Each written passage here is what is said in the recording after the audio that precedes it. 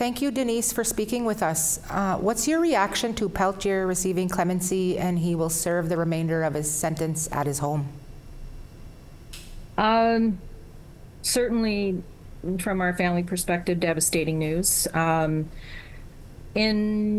the facts that we were exposed to during my mother's trials, certainly his complicity in her murder, didn't fall far from what he had bragged about to her when she was living, that he had bragged about shooting those 2 FBI agents. So, knowing that he has not been pardoned, and that he's been granted compassionate clemency to serve his sentence, the remainder of his sentence under house arrest, certainly, doesn't add up to the public, I guess, impression of what has happened. I deal with facts, so knowing that, he has not been freed and watching everyone celebrate his freedom, or that he's been granted, some form of pass, certainly is not resonating with our family. Understanding, compassionate clemency. We all want to go home at the end of our journey, and we certainly would have preferred that our mother didn't come home in a body bag. So, we're certainly disappointed. But yeah, I'll just leave it at that. Just certainly, it's a lot to process. Yeah, you could see that you're still processing. Why do you believe Peltier may have ordered your mother's murder? Well, we never said that he ordered her murder. What he did is he was complicit in interrogating her and shoving a gun into her mouth, and certainly threatening her and bad-jacketing her, and then was participant, along with the other AIM leadership, in lying about who killed her for over 3 decades.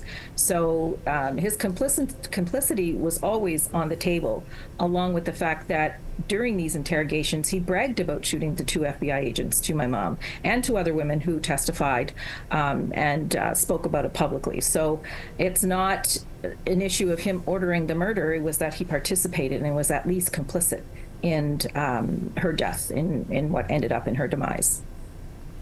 Yeah, thanks for clarifying that. And do you feel justice has not been served? And what does this mean for other missing and murdered Indigenous women and girls cases? I certainly feel, badly for anyone who's lost any life in any of this over the last, almost, I want to say 49 years, 50 years for him.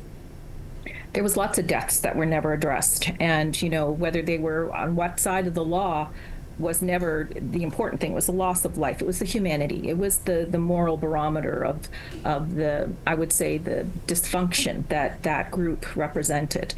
For women, this just is indicative of the lack of priority of the safety of Indigenous women in this country.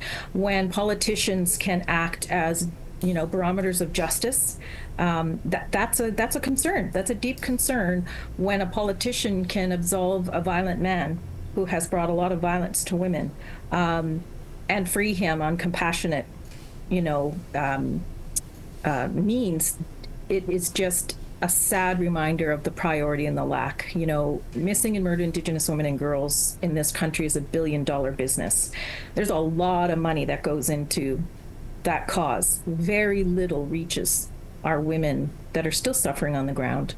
And I'll remind, everyone that since that national inquiry sunset, the numbers did not decline. If anything, they increased. So I would say it's time to strap the bootstraps on and to start our women to start rising, and just really to unconditionally start speaking and holding that safety for our women as their priority. Yeah, those safe spaces are crucial in this issue. Thank you again for making time for us today. Thank you very much.